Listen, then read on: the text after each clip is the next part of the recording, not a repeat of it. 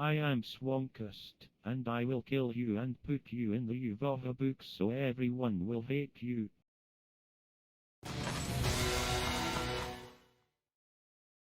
Greetings, this is the first video on this channel. Initially we had an idea to make lore or analysis videos on Amnesia, The Dark Descent and mods for it. So this is the first episode of that. In this episode we'll be taking a look at the lore of the House of Retards mod series and also analyze it, House of Retards 5 to be specific. This may seem just like another troll custom story, but in reality there's much more lore behind it. With that said, let's get started in the video. So, this custom story starts off in a pretty hellish environment. You can see that everything is made out of the shadow, but if you look around you can see a big staircase and a table in the middle. On the table here, there's a note and a skull. Picking up the note says that we are playing as Hubert from the last House of Retards episodes, and that Lester is going to come and get us out of hell. The skull also indicates that it's by Lester. We note that it means that because in a previous House of Retards episode, we could see a similar skull trapped in a jail, spoiler alert. In that previous episode, if we get close enough to the jail, Hubert would say that it's Lester who's in jail. After we pick up the note, the player's viewpoint focuses to the giant staircase, which shows that we should walk up the stairs to escape from hell. When we go up this massive stairway, we get launched back into the start, showing that the staircase was just a trick to make us think we can just escape. After that, we get teleported into the next map. In this seemingly new map, the story switches a lot. We play as a new character called Josh and not as Hubert anymore. In this new side of the story, we just woke up from a nap in our own house. You have to find keys to get out of this crazy house. Some of the rooms you explore to find the keys are actually areas from other custom stories like House of Creep, Aunt Ben's Mansion, and Hasselmat, which I couldn't even pronounce. After you manage to escape from the house, the mood changes a lot. The new map has a scary ambience to it while the atmosphere also feels scary. You are now in Red Sky Town. It's named that because the sky is always red. It's also worth mentioning that Red Sky Town is always night. In the town you can see two big towers and some small houses, and also a big gate which is locked.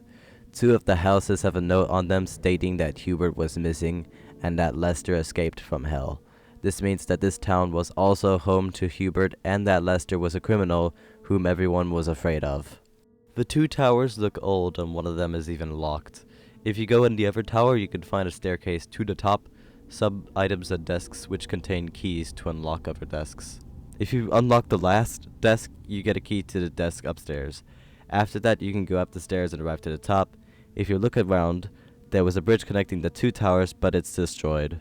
You can also see a floating statue giving off a shadow, which is still unknown as to how and why it's there in the air. Once you unlock the last desk upstairs, you get a key to the other tower. If you go in the next tower, you can see that it's similar to the other one, but it's all furnitures and the staircase is broken, and it's also not in the right place. You can try going up the broken stairs, but there's wooden planks which block the way up. To get through the planks, you can parkour up the furnitures and get to the top that way. When you're on the top, you can see some more items and a key to the gate in the town. It's still unknown as to why this tower was destroyed. Tower sides, you unlock the gate and follow the path forwards, far enough where you can finally find a lantern. Oh, for Christ's sake. If you go even further, you encounter some torches lighting up in front of you, which means something's gonna happen if you go further. Once you continue the path, you can see that the path ends and there's a big area which is very dark. If we continue moving forward, the area lightens up and you can see a tree called Swankust, saying that he wants to kill you and put you in his so-called Yuvaha book. So you have to kill him. You can find candles being generated which you can throw at Swankust to damage him while epic music plays.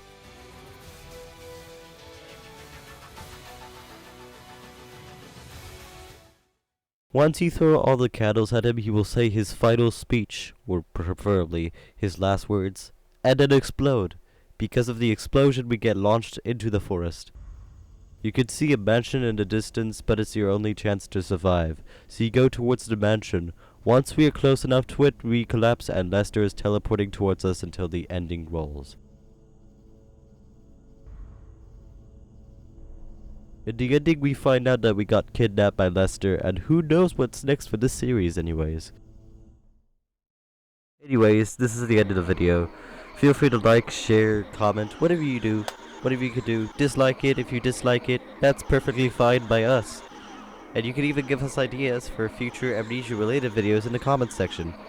So yeah, just pitch some ideas to us and we'll make a video of it. Anyways, thanks for watching and peace out guys.